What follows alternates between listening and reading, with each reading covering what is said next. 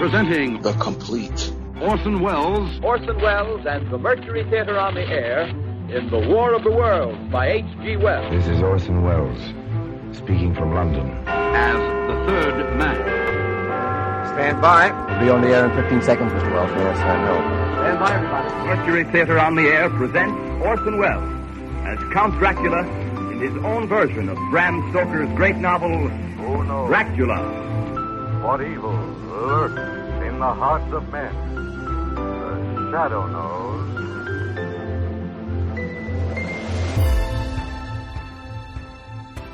Hello world, welcome to The Complete Orson Welles, brought to you by Dwayne Old Time Radio.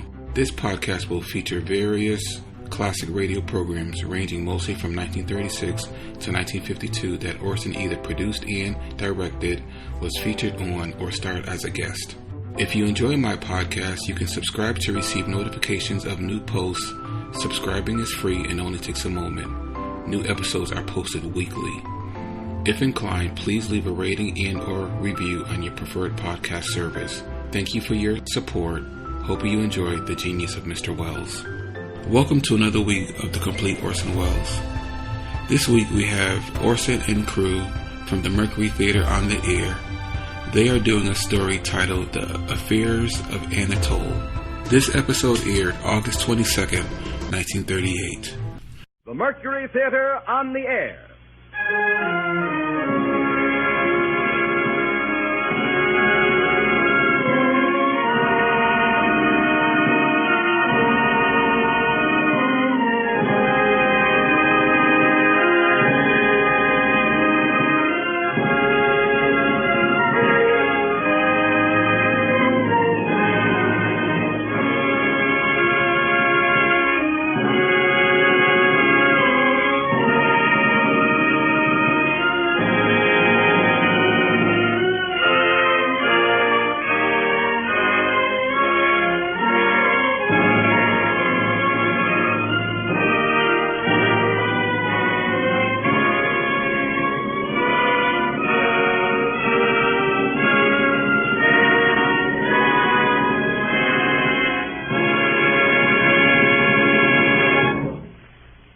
The Columbia Broadcasting System welcomes you to the seventh program in the distinctive series of weekly productions featuring Orson Welles and the Mercury Theater on the Air.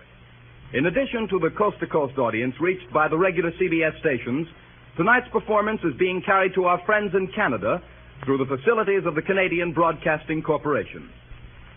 This evening, the Mercury Theater brings us The Affairs of Anatole by Arthur Schnitzler, with Orson Welles in the part of Anatole. And here is the director, star, and producer of these broadcasts, Orson Welles. Good evening, ladies and gentlemen. Arthur Schnitzler died in 1931, 6 years before Austria was finally erased off the map of Europe. He said once, speaking of a friend's death, "But a man is not really dead until all those who knew him and loved him are dead too." In a much deeper sense, this is true of a city. Vienna still lives today in the music and the words of the men who knew her and loved her. Not the city of ghosts and shadows that she had become since the war, but the flashing imperial Vienna that she was at the turn of the century, when young Arthur Schnitzler, as a young man, gave up his medical practice to become her favorite writer. The Affairs of Anatole is Schnitzler's first and most popular work. Subsequently, he wrote plays, novels, and short stories. And almost every word he wrote is about the city in which he spent the 70 years of his life. The streets of Vienna, the parks, the Viennese woods. These are the places where Schnitzler is most at home. With a few deft touches, he can conjure up the old world charm, this easygoing, pleasure-loving spirit that is so typically Viennese. One can almost feel the cobblestones in the old and narrow streets. Hear the icy wind piping around the corner of the Stephanplatz. See the exquisite carved outlines of the Stephankirche melt into the snow. A few words. We see the Prater at night, bright with gaslight. The lines of carriages outside the theaters. The lovers under the willow trees along the Danube, among the distant waltzes. Here, in this brilliant, charming city, live the men Schnitzler has created for us. And here live the women who love, and for whom love and happiness are just half understood, enchanting melodies that drift on the wind, who never think of the future or the past, who live from moment to moment untroubled by the depth of their emotions, who carelessly receive and waste the fragments of happiness that fall to their lot. From among these people, Arthur Schnitzler spins his wistful, humorous, and tragic story, The Affairs of Anatole.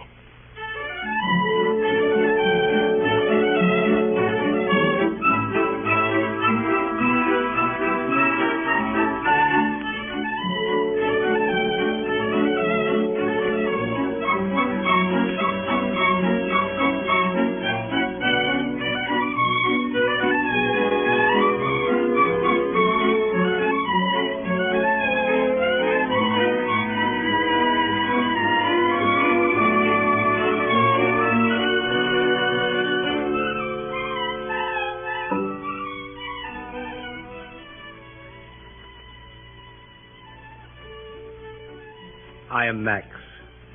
For better or for worse, I am Anatole's best friend.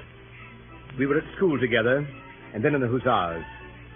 I remember that winter well. It was the winter we had the Golden Room at Sacre's every night for supper. It was the winter it snowed so much. It was the winter Cleo de Merot danced for 6 weeks at the Bonbonniere. It was the winter Rico the Gypsy played his violin at the Bristol before he eloped with the Queen of Saxony. It was the winter I was in love twice, and Anatole 7 times. Altogether, it started as a very gay winter.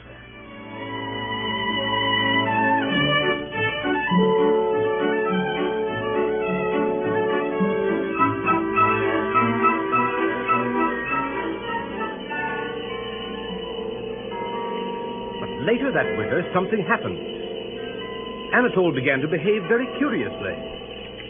Now and then people reported meeting him in the strangest places, in the snowy streets and beyond the ring at twilight, in little restaurants in the suburbs. And then suddenly, it was Christmas Eve in Vienna, and there were wreaths and candles in the windows, and the shops in the Kürtnerstrasse were full of people buying presents for each other, and then hurrying home for dinner in the snow as the evening bells began to ring high up in the Staple Tower.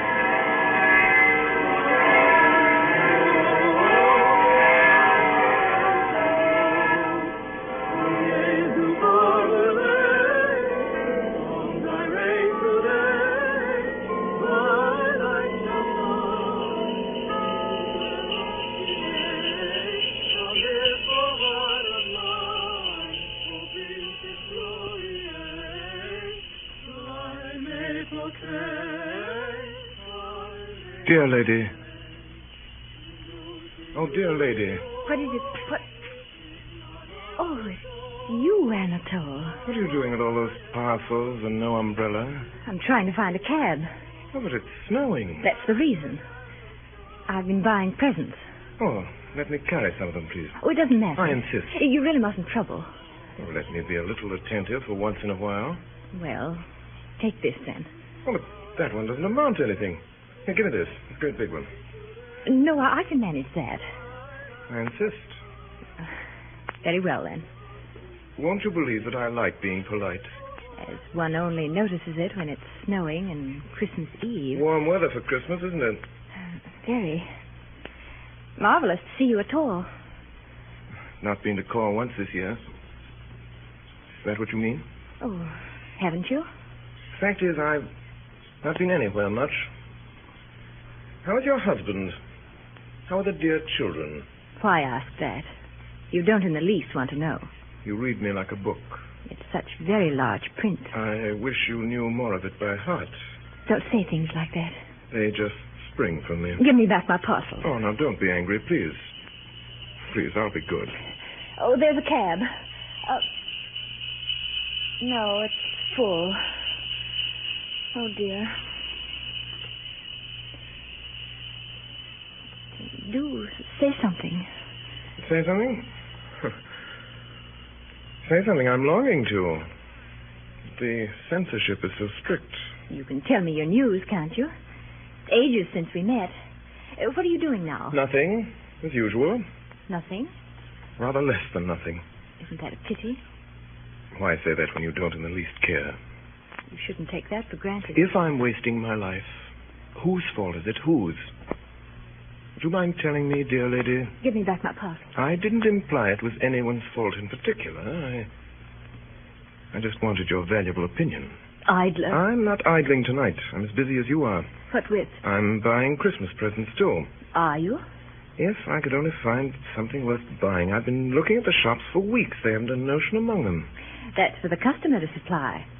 An idle person like you ought to be thinking out his presents all summer. Dear lady, how do I know in summer whom I want to give presents to at Christmas? So here it is. Only 2 hours before they light the candles and the Christmas trees. And I'm still empty-handed. Could I help? Dear lady, you're a darling. No, don't take the parcels away from me. Why, I had no... Then I may call you a darling. Will you be quiet? I'm as quiet as can be. Where shall we go? What sort of a present shall we get? Who's it for? How shall I tell you? It's for a woman, of course. Didn't I say you could read me like a book? What sort of a woman? Is it someone I know? Not at all. I think I know your taste. Something from the suburbs. Slim and blonde. Blonde? Yes, I'll admit that much. I might have known it. And don't sneer. Can she read you like a book? Heaven forbid. In the suburbs, I'm loved. In society, only understood. Now, you know... I really don't know what you're talking about. Now, look, here's a wonderful shop.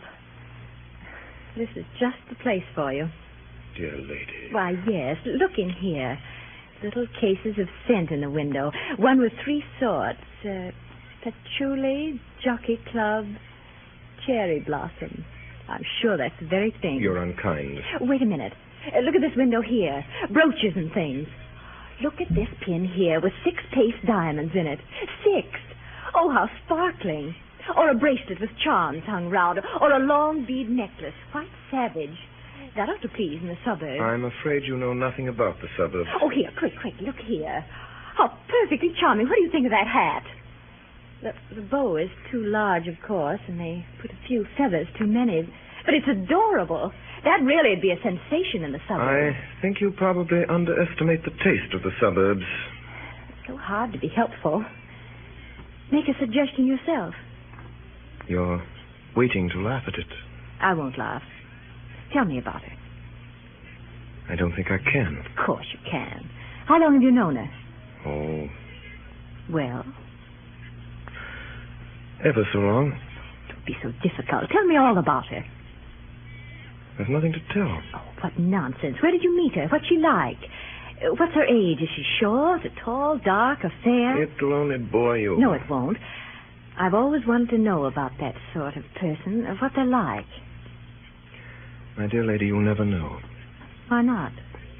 As long as you really believe that women you haven't called on don't really exist at all. But I want to learn better. Please go on telling me about your friend. You simply must know, must you? Certainly I must. What's her name? Lewise. How did you first meet? How does one meet people? In the streets? The seaside? In a bus? Sharing an umbrella? Never mind how one meets people. How did you meet her? The girl we're finding a Christmas present for. I'm sure she's like nobody else. She's just as like every other girl of her sort as you were like every other woman of yours. Am I indeed? Oh, now don't be offended. Or as I'm like every other man of my sort. What is your sort? I, madam, I'm a toy philosopher. And mine? You're a married lady. And what's she? She's just a dear little girl. Then let's hear all about you, dear little girl. It's not that she's so beautiful or so very smart. She certainly isn't so terribly clever. Never mind what she's not. Well, she has the soft charm of a spring evening, the grace of a fairy princess, and the soul of a girl who knows what love means. That sort of soul is to be found quite frequently in the suburbs, I believe. Dear lady. I'm sorry. I believe in your fairy princess. What sort of a castle does the princess live in? Can you imagine a fairy princess in anything but the smartest of drawing rooms? Thank you, I can. Because this one lives in a little dim room, very small, with painted walls, and a few Christmas numbers hanging about, and a white painted lamp on her table. You can see the sun set from the window over the roofs, through the chimneys. And in the spring, you can almost smell the flowers in a garden across the way. Must be a sign of great happiness, looking forward to the spring. Yes. Yes, I am happy. Now and then. It's getting late. We must buy her something. Something for that little room of hers. Well, she thinks it's so pretty as it is. Is she waiting for you now? Certainly. She's waiting. Tell me, how will she receive you? Oh. The usual way. She hears your step on the stairs, doesn't she? Sometimes. And goes to the door. Yes. Throws her arms round your neck and kisses you and says... What does she say? Oh, what one usually says in such cases. Well, for instance. I know of no particular instance. What did she say yesterday? Oh, nothing special. It sounds silly if you didn't hear the way she says it. I'll try and imagine that. Tell me the words. It's good to have you back again. It's good to... Is that it? To have you back again. That's very beautiful. You see, she means it. And she lives there alone? Yes, she's quite alone. She has no father, no mother. Not even an aunt. And you are all the world to her. Possibly. I'm afraid I'm getting cold. Walking in the snow like this. All the cabs seem to be full. Oh, I'm so sorry. I should have kept you. Let me see you home. Yes, they'll be waiting for me at home. What about your present? Oh, never mind. Never mind. I'll find something. Will you? But I wanted to help you buy Oh, it. no. You mustn't trouble. I wish I could be there when you give it to her. I wish I could see that little room and that dear little girl. She doesn't know how lucky she is. Oh, there's an empty cab now. Would you call it, please? Oh, why all this hurry all of a sudden? Please do as I say. All right. All right, dear lady. Cab! Cab! And give me my parcels. May I send her something? You? Take her these flowers. Will you give her a message as well? Of course. Promise. I promise. Why shouldn't I? This is the message.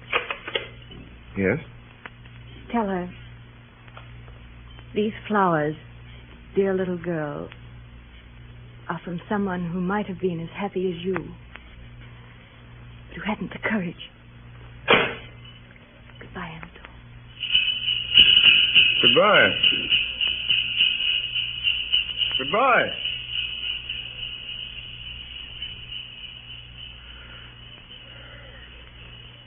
Cab. Cab. I say cab. Oh, cab.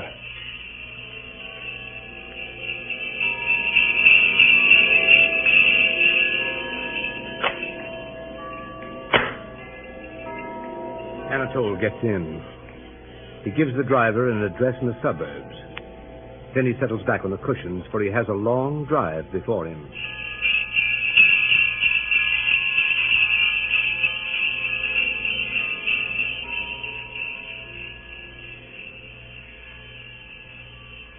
And soon the streets full of Christmas shoppers are left behind.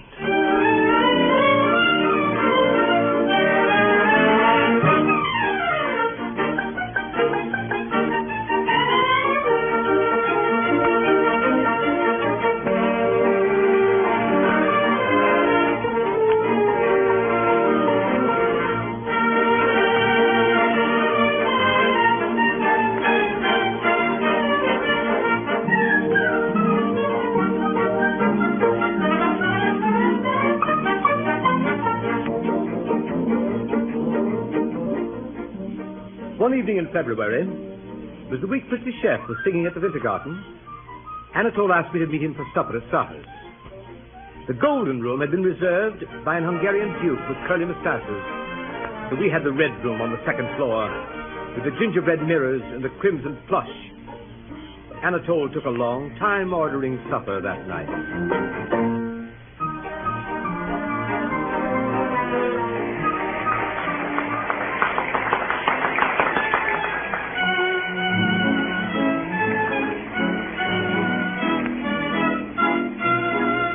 That, a white Moselle wine, sir.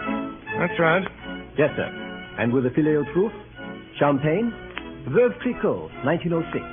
Veuve Clicquot, 1906. What do you think, Max? Anatole, haven't you done ordering yet? I've told you, Max, it's a very critical occasion. Yes, Clicquot, 1906. Yes, sir. And, see now, after that, vanilla cream a la Sacher. It's her favorite dessert. Vanilla cream, sir. A supper for three, sir? Yes, supper for three. You can serve us as soon as the lady arrives. Yes, sir. Very good, sir.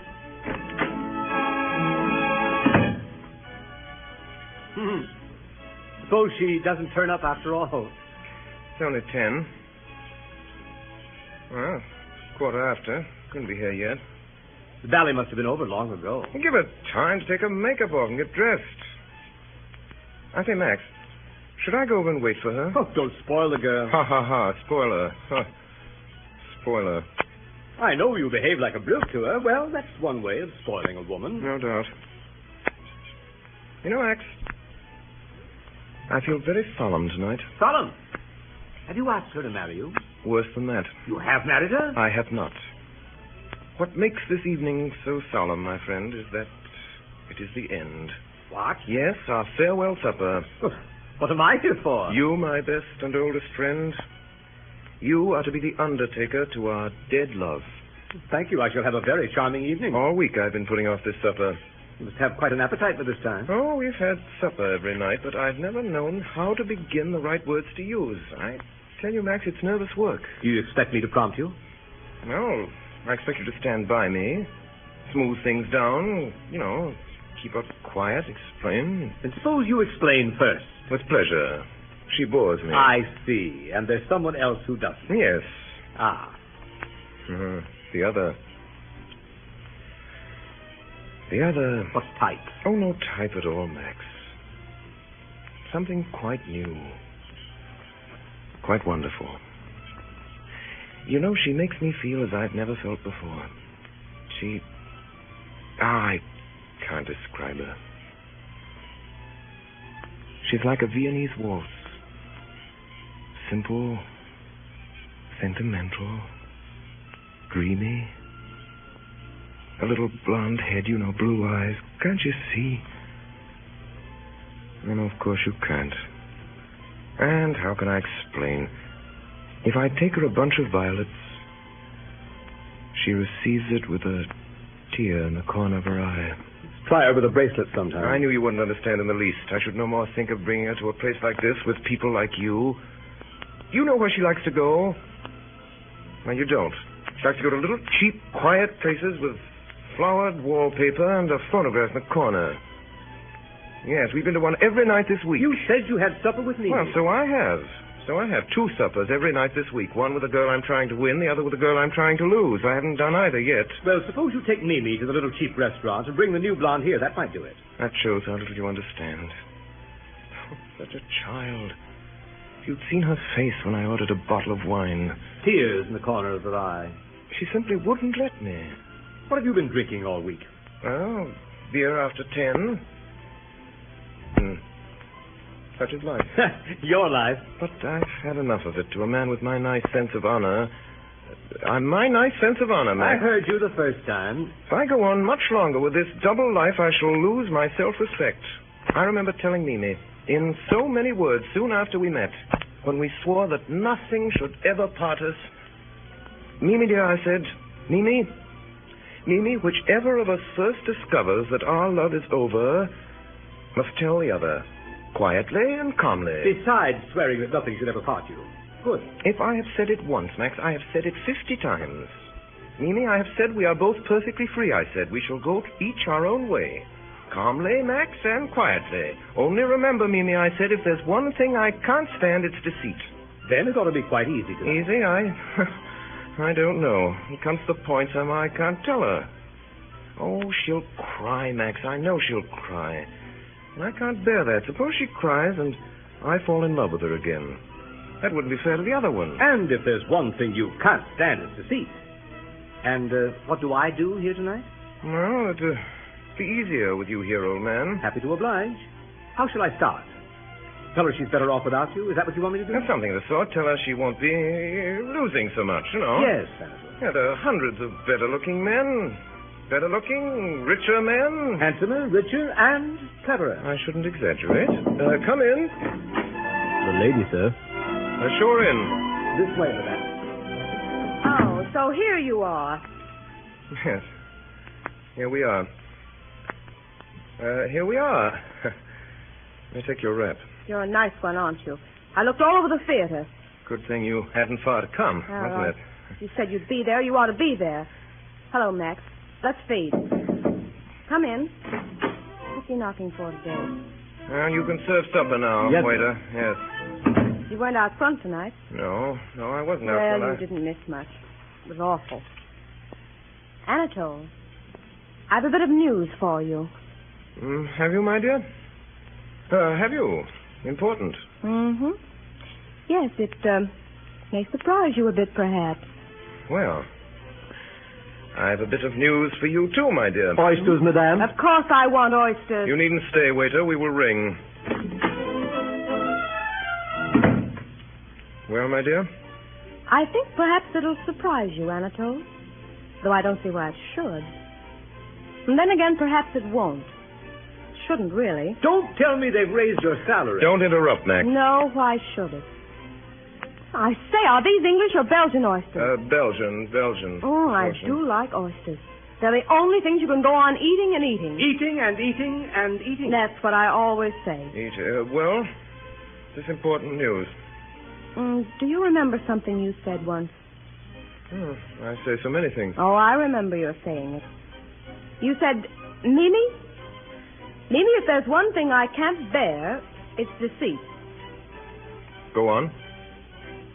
Go on. Always tell each other the whole truth before it's too late.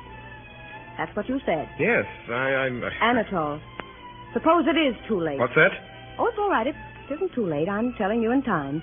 Just in time. Mimi, are you crazy? What's this? You stop staring at me and eat your oysters, Anatole, or I won't say a word. Confound the oysters. Eat! If you go on with what you were saying, I don't like these jokes. Now, didn't we agree that when the time came, we wouldn't make any fuss? And we'd tell each other quite calmly and quietly? Well, the time has come. You mean? Yes, I do, Anatole.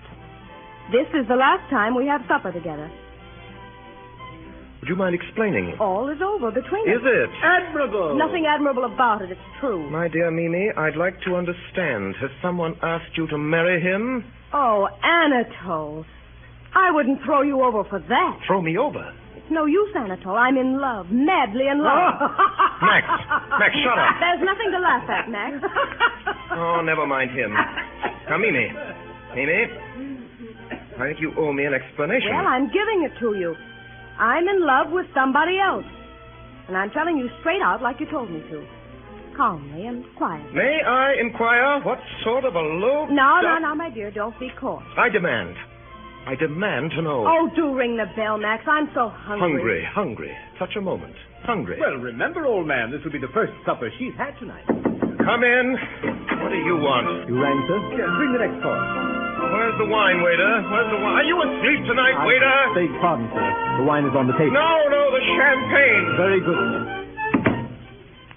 Now then, you will please explain. Never take a man at his word. Sounded so nice when you said it. When we feel it's coming to an end, you said, say so. And we'll each go our own way, calmly and quietly. That's what you said. For the last time. Mimi, are you going to tell me? He calls this being calm and quiet. My dear girl, doesn't it occur to you that I have some right? Ooh! What wonderful, wonderful wine. Drink it up. What's the hurry? You generally get it down quick enough. Oh, but it's goodbye to wine, too, Anatole. Maybe for years. Maybe forever. Oh? Why? No more Moselle for me. No more oysters. No more champagne. And no more filet au trou. It's all over now. Now then, who's the lucky fellow? If I told you, you wouldn't be any the wiser. Well, what sort of a chap is he? How'd you come across him?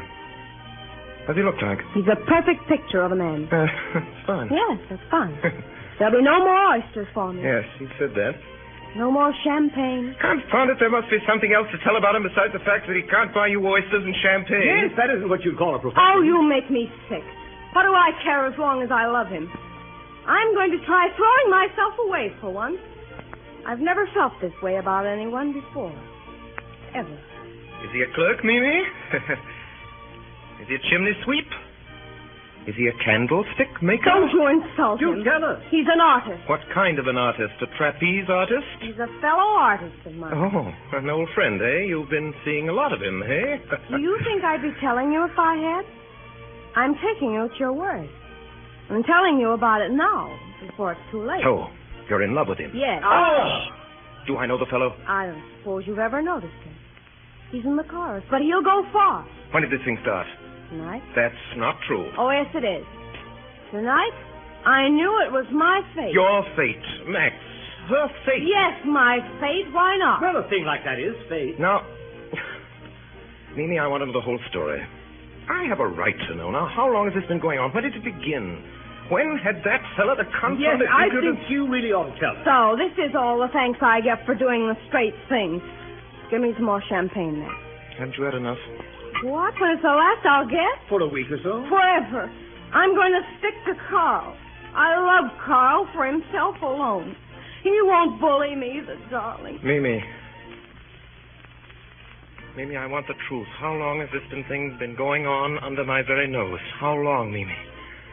Tonight, indeed. Don't believe it if you don't want to. Mimi, tell the truth. You and Anatole can't part friends unless you do. And after that, I've a bit of news for you. Yes, Mimi? Well, it began like this. Champagne, please. Here you are. Go on. Well, 2 weeks ago, he brought me a rose. A rose? Oh, so shy he was. Shy? I laughed. I couldn't help it. Why didn't you tell me? And he hung around at rehearsals and made me cross at first. And then it didn't. No, I'm sure it didn't. And then we began to have little chats. And then I began to take such a fancy to him. What did you chat about? Old things. He got expelled from school. And then he went into business, and that wasn't any good. And then he thought perhaps he could act. And never a word to me about all this. And then we found out that we used to live close to each other as children. Just fancy. Most touching. Wasn't it? Well? That's all. Champagne, please. It's my fate. Can't struggle against your fate, can you? Can't struggle against... Mimi, I still haven't been told what happened tonight. What happened? She's asleep. Oh, well, wake up. I want to know what happened tonight. Mimi. Tonight he told me he loved me. What did you say? I said I was awfully glad.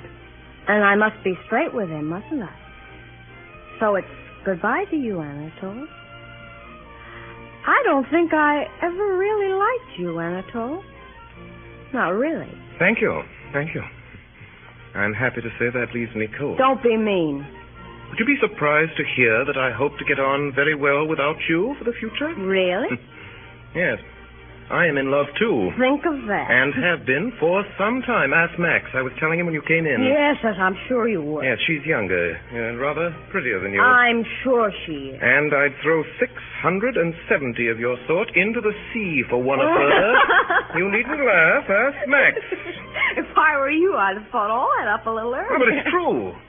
It's true. I've not cared about you since... You've been boring me till I could only stay in the room with you by sitting and thinking of her. Ditto to that. Well, that's not all. Say ditto to this if you can. To what? I could have told you all you've been telling me months ago. And days ago I could have told you a good deal more. You mean... Yes. Yes, I do. I behaved very badly to you, dear Mimi. Oh. You cad. Max, give me my things. Hat, cloak. It only goes to show it. Doesn't it? Show what? What a brute a man can be. A brute, am I? Yes, a brute. A low brute. After all, I never told you that. What? Oh, never mind. Never told me what? I never would have told you either. Only a man could be so low. Beg pardon, sir. The dessert. Ooh! Vanilla cream. Give me mine quick. Can you eat vanilla cream at a moment like this? Oh, yes, of course she can. It's goodbye to vanilla cream forever. No more vanilla cream. No more Moselle. No more champagne. No more oysters. And thank goodness no more Anatole. Oh, waiter. Cigars. The biggest you have. Yes, madame. I say, what on earth, you Don't cigars? worry. They're not for me. They're for him, the man I love. Bye. Well, there you see. It's very easy after all.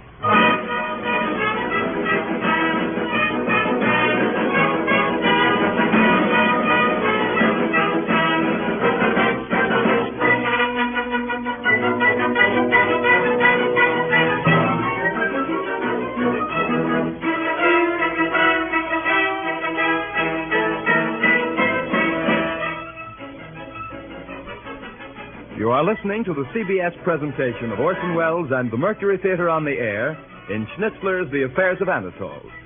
The program will continue in just a moment. This is the Columbia Broadcasting System.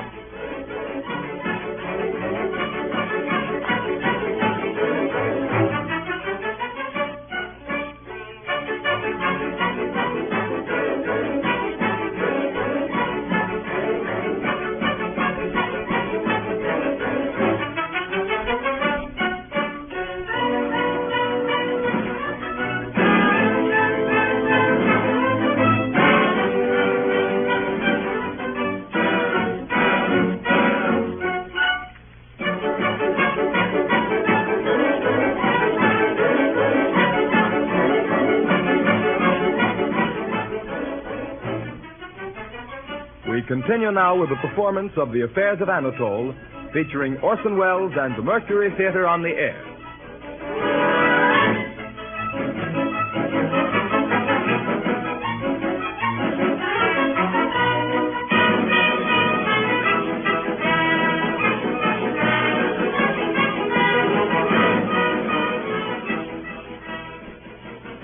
Now comes a sad day for the ladies of Vienna. It is spring. The woods of Seymour are full of lovers. In the Vienna Wald, the chestnut trees are in bloom, and Archduke Louis Ferdinand's hussars are out on their black horses in their tight silk uniforms of blue and crimson. But for the ladies of Vienna, it is a sad day. In his rooms on the Graben, the rooms they know so well, with the high molded windows and the shining floors, Anatole awakes for the last time. Did you ring, sir? Yes. Yes, Franz. Bring me some breakfast. Very good, sir. Breakfast for one, sir? Yes, Franz. Breakfast for one. Oh, and Franz, bring me that box. A box I was looking at yesterday. The one with the letters, sir? That's right. There it is, sir. right beside you. Oh, thank you, Franz. There's someone at the door this time of the morning. Answer it, Franz. Yes, sir. You know, I don't feel in the least like getting married, Franz. No, sir. No.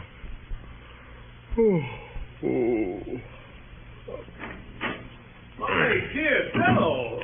Breakfast for two, Franz. Anatole, old fellow. Max, what are you doing here at 8 o'clock in the morning? Nearly 10. Well, what are you doing here at 10 o'clock in the morning? I say you're very jumpy. What's the matter? Yes, I am very jumpy. Not today. You shouldn't be jumpy. Oh? What is it you want? It's about this wedding. Oh, the wedding. You know your cousin Alma's one of the bridesmaids. About her bouquet. Well, what about it? I forgot to order it. I forgot to ask her what color she's wearing. What do you think? White or pink or blue or green? Certainly not green. Are you sure? You know Alma never wears green. How do I know? Don't shout. It's nothing to be excited about. You know what color she'll be wearing at your wedding this morning? Yes, pink or blue. Which? Who cares? Confound it, the bouquet's supposed to match. You order to. You can wear the other in your hair. That's a silly joke. I'll be making a sillier one in an hour or two. A cheerful bridegroom, I must say. What on earth have you got there, all those letters and things? Those letters and things are my past. Your what? My past. My dead and buried past. Yes, Max, I'm going to ask you to take care of it for me. Your past? Better burn it, I should think. I can't do that. Why not? Well, that's how I'm true to them. To all the women I've ever loved. You know, I never forget a single one, Max. I've only to turn over these letters, and dead flowers, and locks of hair. You'll have to let me come round to your place and turn them over occasionally, Max. And, you know, back they'll come to me. I'll be in love with them all again. And I'll adore them as before. Yes, the idea being that you want to use my rooms as a meeting place with your dead love. Suppose there were some magic phrase, Max, that could force them all to appear. Call them back out of the utter nothingness. Well, let's think of a phrase. What about, my only love? Yes. Yes, my only love. And then they'd all come. One from a villa in the suburbs. One from her crowded drawing room. One from her dressing room at the theater. Several from their dressing rooms at the theater. Several. One from a shop. One from the grave. One from here, one from there. My only love. You see, Max, I'm a methodical man. Is it done alphabetically? Oh, no, there's a label for each, like the motto on a cracker. Huh. A verse or a phrase will recall the whole thing to me. Oh, no names. Susan and Jane and Mary suggest nothing. May I look? You know, I wonder if I can still remember them all, Max. I kind of looked at some of them for years. I loved her. When she left me, I thought I should have killed her. My kisses on your neck remain, and nothing else, Matilda. But that's a name. What a name, Matilda. It wasn't her real name, Max. I'd written killed her, and there aren't many rhymes to that. I always did kiss her on the neck, though. Who was she? Oh, it doesn't matter. I loved her. Once. That's all there is to... Well, stand down, Matilda. She does up small, anyhow. Yes, one lock of hair. No letters? Letters from Matilda? That would have inked her fingers. Don't you sometimes wish women weren't taught to write? Exit, Matilda. Poor Matilda. No, you mustn't insult her. I've loved her. She's sacred. How stupid of me. Yeah. Who's next? When sad, my child, and sick of earth, my thoughts to your young man fly far, and then I laugh for all I'm worth. Oh, dear, how funny some things are. So they were. What's inside? A photograph. She and the young man. Oh, did you know him, too? Yes, that's what's so funny. He really was quite an exceptional fool. Stand down, my child, with your exceptionally foolish and mirth-provoking young man. What's this? What? A box on the ear. Oh. Yes. Is that how it ended? No, how it began. Ah. Oh. She always carried her curling comb. Yes, you know, she always did. Then it didn't matter what happened. I tell you, she was confounded pretty, that one was. There's a bit of a veil left, isn't there? Feels like that. Yeah. How did I lose you? How did you lose her? That's the point. I never knew. You know, Max, one fine day, she just wasn't. Don't you know how you leave your umbrella somewhere? You don't think of it till days later. No idea where you put it down? Fare thee well, my lost umbrella. Let's see, what's this one? Sweet and dear, you were to me. Girl with roughened fingertips. Past or... Oh, that was Hilda. You remember Hilda. Well, what became of her? She married a milkman. Did she now? That's what happens. I love a girl. I'm all the world to her. And then she marries a milkman. My only love. Hello? Yes, madame. One moment, madame. France. France! One moment, madame. Who is it, France? It's a lady, sir. Well, tell her I'm out. I'm afraid she heard you, sir. Oh, all right. All right, excuse me for a moment, ma'am. Yes, of course, man. Hello? Oh. Yes, hello, darling. Yes. Beautiful. And you? Splendid. Splendid. What? What's that? Breakfast? Oh, no, darling, not this morning. It's not possible. No, darling. I tell you, no. No, not this morning. You can't come to breakfast here this morning. Why? Why? Because I've got a man here, a man with some papers. Yes, that's right. A whole stack of papers. What's that? I said last night. Forever? My only love. What? Oh, of course I meant it. Yeah. You know, every word of it, darling. But not this morning. What's that? You coming right over? You're coming right over? I tell you, you can't. Just a minute. My darling, I tell you... Well, really, Anatole. Let me explain. If this is how you begin your married life... Don't be an ass. I'm not a moral man myself, but hang it Will all. you let me explain? Hurry up, then. It's almost 11, and your wedding's at 12:30. So it is. So it is. Well, last night I was at a party. I know that. I was there. So you were. I forgot. You were all there. You were all very lively. Yes, there was lots of champagne. Well, you drank my health and Louise's health. I drank your health and her health and wished you both happy. So you did. Happiness, yes. Thank you very much. You thanked me last night. Did I? Did I? We broke up about 12:30, didn't we? Yes, I gave Louise a kiss. And she gave me a kiss. Well, it was snowing. After the party was over and you'd all left, then I was all alone. All alone in the street by myself. Poor old boy. Alone in the cold and in the snow. Great big flakes. Perfectly beastly. So what did you do? So I thought I'd go to the ball at the opera. Oh. You see, Max, it suddenly came over me, made me perfectly wretched that I wasn't going to be a free man anymore. Never more a jolly bachelor. My last night out. Go on. They were in full swing at the opera, and I got there. And I watched for a bit, and I plunged in. I wanted to breathe in the sound and the scent of it all. Bathe in them for the last time. Time is getting on. What happened then? Was I drunk at Pop-in-Law's? Not a bit. Then I must have got drunk with that dancing. Mad drunk. It was my opera ball. Mine. Given by the city of Vienna to say goodbye to me forever. And then? Then I met a friend. An old friend? Can't you guess? You know, Max, when I got engaged, I had to tell quite a few stories, you know. Going away for a bit and back soon, you know.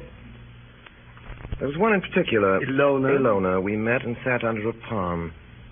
You're back again, she said. Yes. Yes, I said. When, she said. Not till last night. And why haven't you written? Where on earth you've been? Far, far away, I said. But I'm back again. Do you still love me? I love you still. And don't I love you still? She said. We'll never be parted again, she said. Never, I said. The waiter brought champagne, and we were very happy. Well, I'm blessed. And now she's coming to breakfast. You know, looked at it in a certain light. This is pathetic. It's perfectly disgraceful. Yes, it is disgraceful. It is very pathetic, too. Who's that? Hello, Franz. Hello. Oh, so there really is a man here. Oh, it's only Max. Only Max? Well, why didn't you tell me? How are you, Max? And what do you think of this scoundrel? I think that's just what he is, a scoundrel. I've been crying my eyes out for him for months, and all that time he's been... Anatole, where have you been? Well, places. Didn't he write to you either? But now I've got him safe. He doesn't get away again. Never to part. Oh, darling, give me a kiss. Oh, no. Really, Max doesn't mind, do you, Max? Oh, what a face. Look pleasant. Let's all have breakfast and be happy. Certainly. Ilona, I'm afraid I can't stay, and I really don't see... What don't you see? Anatole ought to... What ought Anatole? Anatole, it's high time that you... High time for what? He ought to dress. What's the hurry? You can stay at home today. My dear, I'm afraid I can't. You can if you try. I'm asked out. You send a message and say you can't go. He must go. I'm asked to a wedding. Oh, that doesn't matter. But it does matter. I'm what you might call the best man. Ah. And are all the bridesmaids desperately in love with you? Let's not go into that. I am, so he'd much better stay at home with me. My dear child, I must go. He really must. For a couple of hours. Oh, sit down, both of you, and let's have breakfast. There. Now, how many lumps, Max? I really ought to be going. How many lumps? You know I always take 2. Cream or lemon? You know I take lemon. Lemon and 2 lumps of sugar. I remember. I say, I'm going. Oh, no, Drink Max. the tea first, Max. Yes, my dear, I simply must go and change. What time is this silly wedding? 12:30. Are you asked to? Yes. Who's the man? No one you know. Who is it? It's no secret, is it? The whole thing's a deadly secret. You see, his people... Oh, you're both dear boys, but you're lying in your teeth. I beg your pardon. It doesn't matter. You go where you like, Max. Anatole stays here with me. I tell you, I can't. The man's my best friend. I must get him married. What do you say, Max? Should I let him go? Dear Ilona, I think you'd better. Where's it to be? What do you want to know that for? Oh, I'd like to go and look on. Well, you mustn't do that. I must have a look at your bridesmaid, Anatole. Best men often marry bridesmaids, don't they? I can't have you getting married. Well, what would you do if he did? Forbid the banns. Would you? No. Or I might make a scene at the church. That's vulgar. I wouldn't do that. No. Why don't we invent something new? For instance? Turning up at the wedding dressed like a bride, too. Oh, that would be very striking. Very. I must go. Look here, Ilona. I simply must change. I shall be late. Mr. Anatole. What is it, France? The flowers have come, sir. What flowers? The flowers, sir. I'll take them. Well, let me see. It's the bouquet for his bridesmaid. Oh, orange blossoms. It's a bride's bouquet. For heaven's sake, Yeah, my goodness, if they haven't sent the wrong one. France, send back that bouquet at once. At once. Leave it in the hall. There you are. I sent France back with it. Well, I'll go myself and see that they get the right one. You're coming back? Right away. Right away. Ah, thank goodness he's gone. Darling.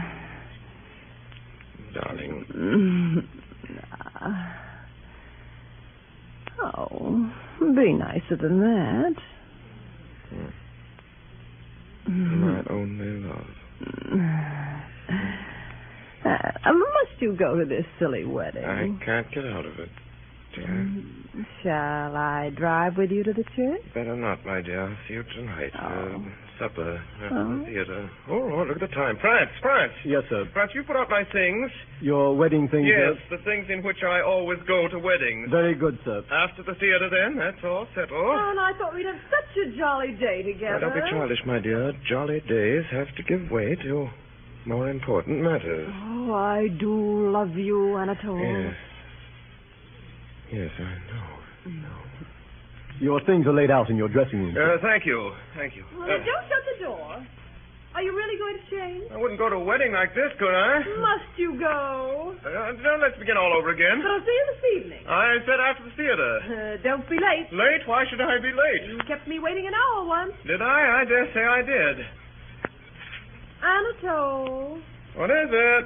Where did you go when you were away? I told you. You didn't. I did, last night. Well, I've forgotten. I went to Bohemia. Why Bohemia? Shooting. No, not shooting. Yes, rabbits. For 3 months? Every day. Why didn't you come and say goodbye to me before you went? I just thought I wouldn't.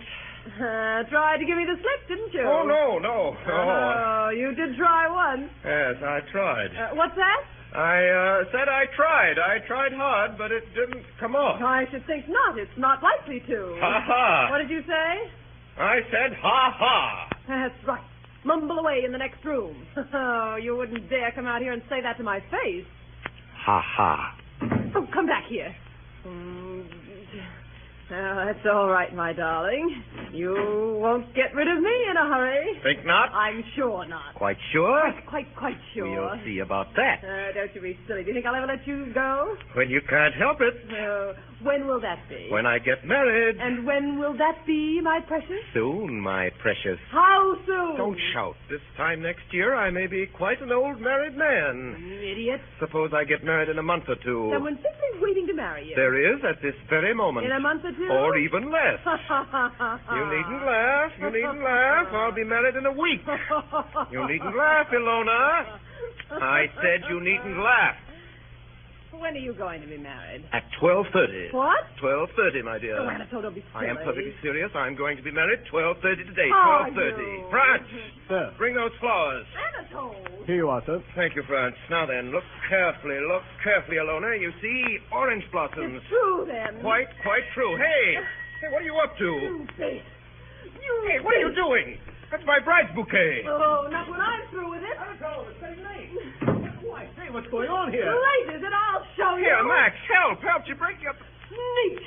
Ilona, what are you doing? That's my bouquet. You're as bad as he is. Ilona, do be reasonable. Look at the thing. You think it like this, but you wait. I'll show you. You'll see. What are you going to do now? You'll soon see. You let me go. Ilona, what are you up to? Let me go. Be reasonable. I will not.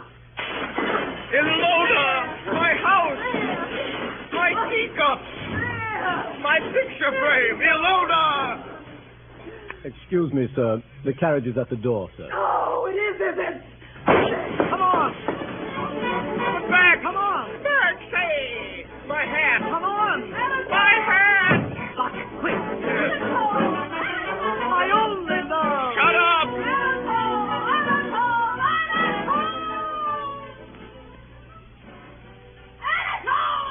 I, Anatole, take thee, Lewise, to be my lawful wedded wife, to have and to hold from this day forward, for better or for worse, for richer or for poorer, in sickness and in health, to love and to cherish.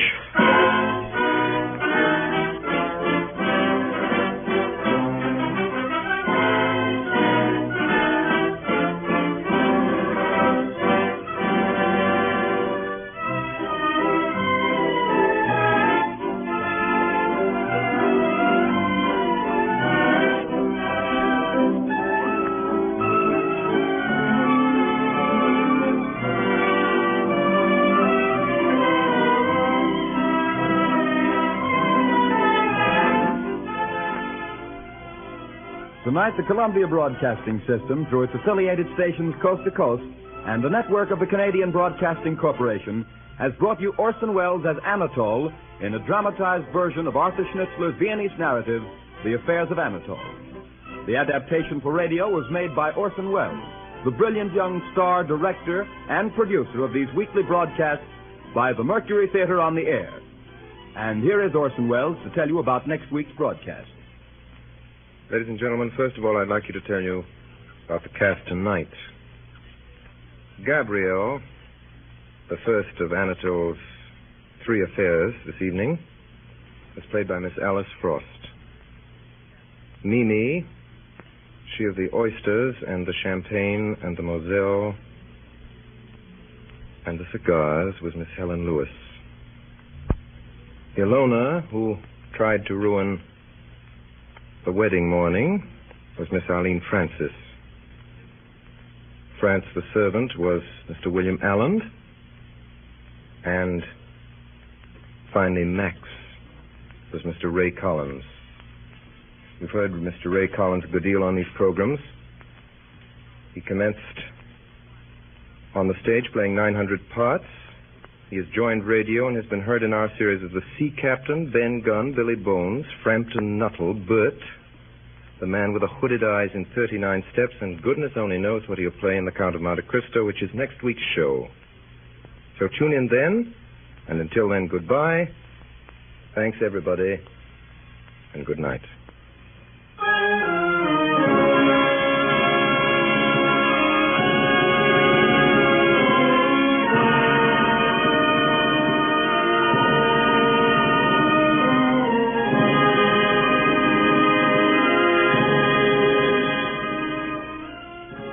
In tonight's program, Bernard Herrmann conducted the orchestra, and Davidson Taylor supervised the production for Columbia. Dan Seymour speaking. We invite you to join us again next Monday evening at this same time for the 8th broadcast in this unique series featuring Orson Welles and the Mercury Theater on the Air. The play, Dumas' The Count of Monte Cristo. This is the Columbia Broadcasting System.